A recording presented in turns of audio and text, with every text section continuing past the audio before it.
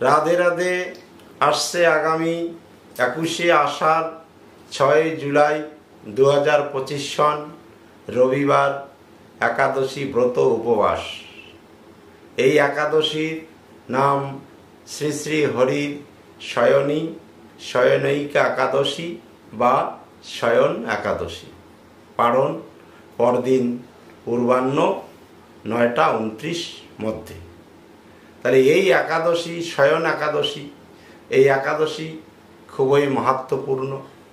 কারণ গোস্বামী মতে একাদশা রম্ভকল্পে চতুর্মাস্য ব্রতারম্ভ, অর্থাৎ এই একাদশী থেকে চতুর্মাস্য ব্রত শুরু হবে। এই একাদশী ব্রত মাহাত্ম্য কথা শ্রী ভবিষ্যত্তর পুরাণে ব্রহ্মা নারদ সংবাদে বর্ণিত রয়েছে। তো মহারাজ যুধিষ্ঠির ভগবান শ্রীকৃষ্ণকে বললেন, হে জনার্দন, আষাঢ় মাসের শুক্লপক্ষের একাদশীর নাম কি? এর ব্রত মাহাত্ম্য কি? পালন করলে কি ফল লাভ হবে, বা পালন না করলেই বা কি ক্ষতি হবে? আপনি কৃপা করে সবিস্তারে আমায় বর্ণন করুন। উত্তরে ভগবান শ্রীকৃষ্ণ বললেন যে ইতিপূর্বে প্রজাপতি ব্রহ্মা দেবর্ষি নারদকে এই একাদশী ব্রত মাহাত্ম্য কথা নিয়ে যা যা বলেছিলেন, আমি সেই কথাগুলোই বলছি, আপনি শ্রবণ করুন। তো প্রজাপতি ব্রহ্মা দেবর্ষি নারদকে বললেন, হে নারদ, এই শয়ন একাদশী অত্যন্ত মাহাত্ম্যপূর্ণ। এই একাদশী হচ্ছে সর্ব অভীষ্ট পূরণকারী, সকল মঙ্গলদায়িনী, মুক্তি প্রদায়ী এবং শান্তিদাত্রী।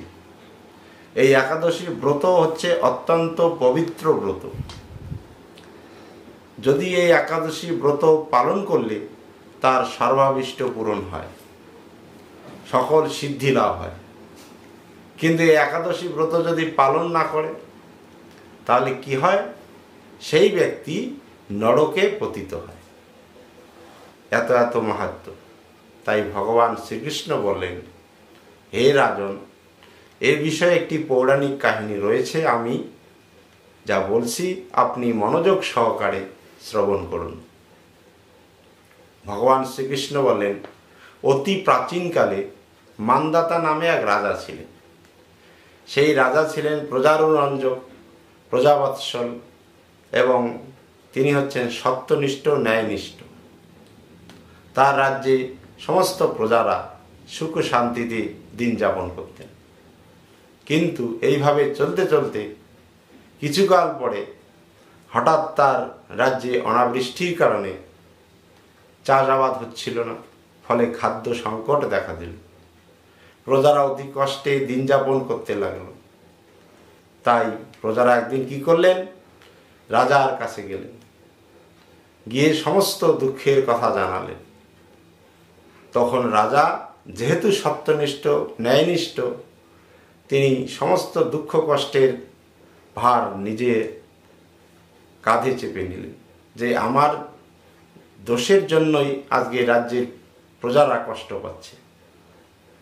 তো যাই হোক, এই প্রজাদের কিভাবে কষ্টের নিরসন করা যায়, তখন রাজা চিন্তা করলেন যে আমরা সকলেই বনে যাব, বনে গিয়ে কোনো মুনি ঋষি সাক্ষাৎ করে এই কষ্ট থেকে নিবারণের কি উপায় রয়েছে আমরা জানব। তারা সকলে মিলে বনে গমন করলেন। সেখানে সেই অঙ্গিরা মুনির সাক্ষাৎ করলেন। এই অঙ্গিরা মুনির আশ্রমে গিয়ে তারা সকলে প্রণাম দণ্ডবাদ জানিয়ে সমস্ত কিছু বিবরণ খুলে বললেন। তখন সেই মুনিবর ধ্যানস্থ হয়ে জানতে পারলেন যে তার রাজ্যে একজন শূদ্র তপস্যারত। এই শূদ্রের কারণে অনাবৃষ্টি। তাই মুনিবর রাজাকে নির্দেশ দিলেন তাকে হত্যা করতে। তখন রাজা ভাবলেন, এ তো মহাপাপ কাজ। হে মুনিবর, এছাড়া আর কি উপায় রয়েছে যে আমরা এই দুঃখ কষ্টের হাত থেকে রেহাই পেতে পারি? তখন মুনিবার বললেন, যে আষাঢ় মাসের যে শুক্লপক্ষের যে একাদশী, সেই একাদশী ব্রত ভক্তি সহকারে নিষ্ঠা সহকারে আপনারা সকলে পালন করুন। শ্রী জনার্দন শ্রী হরিকে খুশি করুন, তাহলে আপনাদের সকল দুঃখ কষ্টের নিরসন হবে, রাজ্যে শান্তি ফিরে আসবে। সেই মুনিবাড়ির কথা মতো রাজা এবং সকল প্রজাবর্গ তারা ভক্তি সহকারে নিষ্ঠা সহকারে এই শয়ন একাদশী ব্রত পালন করলেন এবং রাজ্যে সুখ শান্তি ফিরে এল। এই হচ্ছে ব্রত মাহাত্ম্য কথা। তো এখন হলো, যেহেতু শ্রীহরির শয়ন একাদশী, তাহলে সত্যি কি হরি শয়নে যান? কেনই বা তিনি শয়নে যান আমরা জানব যে শয়ন কি। অর্থাৎ শ্রীহরির নিদ্রামগ্ন অবস্থাটাকেই শয়ন বলা হয়। এই তিথিতে শ্রীহরি শয়নে যান। তাহলে কেন তিনি শয়নে যান? যে এক দানব, বৃক নামে এক মহাদানব, তিনি সমুদ্রের তলদেশে দীর্ঘদিন প্রায় 500 বছর তপস্যা করার পর ব্রহ্মাকে খুশি করলেন এবং খুশি হয়ে ব্রহ্মা তাকে জড়াবেদী মুক্ত, তিনি সেই জড়াবেদী মুক্ত সেই একটি আশীর্বাদ প্রাপ্ত হলেন। সেটা কি? সেটা হচ্ছে অমরত্বের আশীর্বাদ। তিনি অমর হয়ে গেলেন, তাকে কেউ আর বধ করতে পারবে না। জড়াবেদী মুক্ত অমরত্বের আশীর্বাদ পেয়ে সেই বৃক দানব এত শক্তিশালী হলেন, তিনি স্বর্গরাজ্য দখল করলেন। এমনকি পৃথিবী লোকে দেবতাদের পূজা পাঠ বন্ধ করে দিলেন। কি মহাসংকট তৈরি করলেন। এই সময়ে বৃক তপস্যারত সাকৃতি মুনিকে সেই গুহায় গিয়ে পদাঘাত করলেন। সাকৃতি মুনি ক্রোধান্বিত হলেন। ক্রোধান্বিত হয়ে তার তৃতীয় নয়ন থেকে অগ্নিস্ফুলিঙ্গ হল এবং তাকে অভিশাপ দিলেন যে তুমি এখনই পঙ্গুত্ব প্রাপ্ত হও। তখন মহাদানব বৃক পঙ্গু হয়ে গেলেন, চলার ক্ষমতা হারিয়ে ফেললেন, পা অচল হয়ে গেল। এই অবস্থায় তিনি মহাবিপদে পড়লেন। তিনি আবার পর্বতের গুহার মধ্যে সেই বৃক দানব আবার ব্রহ্মার তপস্যা শুরু করলেন। দীর্ঘ তপস্যার পর প্রজাপতি ব্রহ্মা খুশি হয়ে তাকে বর দিতে চাইলেন। তখন বৃক বর চাইলেন যে আমার এই পা যাতে চলার ক্ষমতা ফিরে পায়, আমার পঙ্গুত্ব যাতে ভালো হয়। তাই ব্রহ্মা তথাস্তু বলে তাকে বর দান করলেন। এই অবস্থায় বৃক বর পেয়ে আবার অত্যাচার শুরু করলেন। চারিদিকে অত্যাচার, চারিদিকে অশান্তি বিরাজ করছিল। এই অবস্থায় ভগবান বিষ্ণু সেই বৃক দানবের মস্তকের উপর তিনি শয়ন করে বৃক দানবকে চলার ক্ষমতা কমিয়ে দিলেন। ব্রহ্মা যে বর দিয়েছিলেন যে 4 মাস তুমি চলার ক্ষমতা ফিরে পাবে, 8 মাস তুমি গুহার মধ্যে লুকিয়ে থাকবে। এই যে 4 মাস চলার ক্ষমতা ফিরে পেয়েছিল, চারিদিকে বৃক দানব অত্যাচার করছিল, সেই 4 মাস ভগবান বিষ্ণু তার মস্তকের উপর শয়ন করে থাকেন। এই জন্য এই একাদশীর নাম হলো শয়ন একাদশী। তাহলে ভগবান বিষ্ণু সত্যি কি শয়নে যান? শাস্ত্র কি বলছে?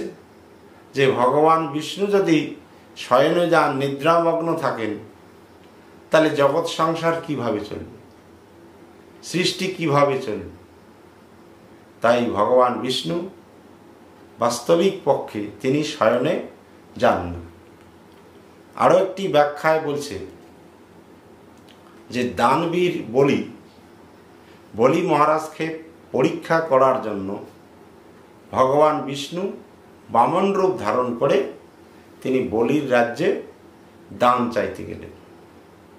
মহারাজ বলির কাছে তিনি ত্রিপাদ ভূমি দান করলেন, দান চাইলেন। এবার বলি মহারাজ কি করলেন, 3 মুঠো বালি নিয়ে ভগবান বিষ্ণুর হাতে তুলে দিলেন। ভগবান বিষ্ণু এতে ক্রোধান্বিত হলেন। আমি ত্রিপাদ ভূমি চাইতে গিয়ে তুমি বালির মুঠি হাতে ধরিয়ে দিলে। তিনি সঙ্গে সঙ্গে কি করলেন, এই ক্ষুদ্র বামন রূপী বিষ্ণু বিকট বিশাল মূর্তি ধারণ করলেন, করে 1 পা রাখলেন স্বর্গে, 1 পা রাখলেন মর্তে, এবং তার নাভিকমল থেকে তিনি কি করলেন, তৃতীয় আরেকটি পদ সৃষ্টি করলেন। বলি মহারাজকে বললেন, এই পা আমি কোথায় রাখব? বলি মহারাজ তৎক্ষণাৎ সিদ্ধান্ত নিলেন পাতালে রাখবেন। এবার সঙ্গে সঙ্গে বলি মহারাজের স্ত্রী ছুটে এলেন, হে রাজা, হে রাজন, আপনি এ কি করলেন? যে পাতাল রাজ্য যদি বিষ্ণুকে দিয়ে দেন তাহলে আমরা কোথায় থাকব? তখন বলি মহারাজ কি করলেন, তার মস্তকটা বাড়িয়ে দিলেন। সেই ভগবান বিষ্ণু তার তৃতীয় পদটি বলি মহারাজের মস্তকের উপর রাখলেন। এতে ভগবান বিষ্ণু খুশি হলেন তার দানে। তখন ভগবান বিষ্ণু বললেন, হে বলি মহারাজ, আমি আপনাকে বরদান করব, আপনি বর চাইতে পারেন। তখন বলি মহারাজ ভগবান বিষ্ণুকে বললেন, হে প্রভু, আপনি আমাকে কথা দিন যে আপনি চিরকাল আমার পাতাল রাজ্যে অবস্থান করবেন। তো ভগবান বিষ্ণু বললেন, তথাস্তু। তো এবার এই মহাবিপদ, যদি তিনি স্বর্গরাজ্য বাদ দিয়ে তিনি পাতালে থাকেন, এদিকে মহালক্ষ্মী দেখছেন, তিনি ছুটে এলেন, হে প্রভু, হে প্রভু, আপনি কি করলেন? তিনি কান্নায় ভেঙে পড়লেন, আপনি যদি স্বর্গরাজ্য সেরে পাতালে অবস্থান করেন তাহলে আমি একা স্বর্গরাজ্যে কি করে থাকব? এবার সৃষ্টি কিভাবে চলবে? সমস্ত ক্রিয়াকর্ম কিভাবে চলবে? তখন তিনি কেঁদে আকুল হয়ে গেলেন মাতা লক্ষ্মী। এই অবস্থা থেকে দেবতারা ছুটে এলেন, ত্রিদেব ব্রহ্মা বিষ্ণু মহেশ্বর সবাই ছুটে এলেন। তখন ব্রহ্মা বিষ্ণু মহেশ্বর ত্রিদেব তার এই সমস্ত দায়িত্ব তারা ভাগ করে নিলেন, যে আমরা 3 জনে যেহেতু সৃষ্টি স্থিতি লয় পরিচালনা করি, তাহলে আমরা এই কাজটাও নিজেরাই 3 জনে ভাগ করে পরিচালনা করব, এই 3 জনে এই কাজটি সম্পন্ন করব। তখন কি করলেন ভগবান বিষ্ণু, এই আগামী শয়ন একাদশী থেকে উত্থান একাদশী পর্যন্ত তিনি পাতালে অবস্থান করবেন, অর্থাৎ তিনি পাতালে শয়ন করবেন, এবং উত্থান একাদশীতে শিবরাত্রি ব্রত পর্যন্ত, শিবরাত্রির দিন পর্যন্ত ভোলা মহেশ্বর মহাদেব তিনি পাতালে থাকবেন, এবং শিবরাত্রি থেকে আজকে এই শয়ন একাদশী পর্যন্ত বাকি 4 মাস ব্রহ্মা পাতালে অবস্থান করবে। এইভাবে ত্রিদেব পাতালে অবস্থান করার কর্মটি 3 জনে ভাগ করে নেবে। তাহলে শয়ন একাদশী থেকে উত্থান একাদশী পর্যন্ত ভগবান শ্রীহরি তিনি পাতালে অবস্থান করবেন, এবং পাতালে তিনি শয়নের নিদ্রামগ্ন থাকবেন। তাই বলছে শাস্ত্রে যে এই 4 মাস কোনো শুভকর্ম, কোনো বৈদিক ক্রিয়াকর্ম করা উচিত নয়, যেহেতু ভগবান বিষ্ণু এই 4 মাস পাতালে অবস্থান করবেন। তাহলে ভগবান বিষ্ণুই যদি এই জগতে না থাকে তাহলে কোনো শুভকর্ম না করাই শ্রেয়। তো বাহ্যিক পক্ষে এই ভগবান বিষ্ণুর যে শয়ন, সেটা তিনি কখনোই শয়নে যান না, কারণ তিনি সকল বস্তুর মধ্যে থাকেন, সকল জীবের মধ্যে থাকেন। তিনি এক হতে বহু, বহু হতে এক, তিনি কখনো নিদ্রামগ্ন যান না, শয়নে যান না। এটা ভগবান শ্রী বিষ্ণুর হচ্ছে অনন্ত সজ্জার একটি অংশ, যেটা হচ্ছে তিনি নিদ্রামগ্ন থাকেন এবং যোগনিদ্রায় থাকেন। তাই ভগবান বিষ্ণু কখনো তিনি শয়নে যান না। রাধে রাধে, জয় নিতাই, জয় গৌর, জয় রাধেশ্যাম। ভালো থাকবেন।